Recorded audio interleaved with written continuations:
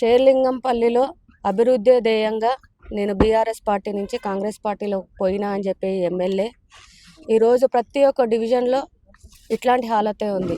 శిలాఫలకాలు వేయడము, పన్నులు మర్చిపోవడము, మళ్ళీ ఆ పాత శిలాఫలకాలు తీసేసి కొత్త వేయడము.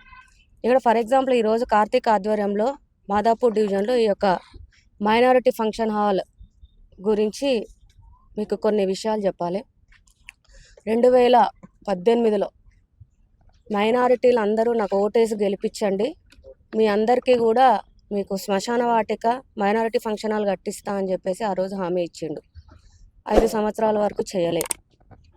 దాని తర్వాత 2023లో ఎలక్షన్ వస్తుండగా ఒక నెల ముందు కలెక్టర్ గారు ప్రొసీడింగ్స్ తీసుకొచ్చిండు. దాంట్లో మీరు చూసినట్టయితే క్లియర్గా దీంట్లో multipurpose function hall proceedings, collector గారు ఇచ్చిన ప్రొసీడింగ్స్ ఇవి.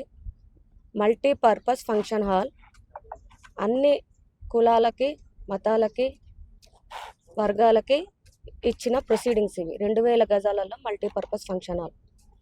కానీ మేము ఏమంటున్నాము, ఈరోజు నువ్వు శిలాఫలకంలో మల్టీపర్పస్ ఫంక్షన్ హాల్ అని పెట్టినావు, నీ ఫేస్బుక్లోనేమో మైనారిటీ ఫంక్షన్ హాల్ అని రాస్తున్నావు.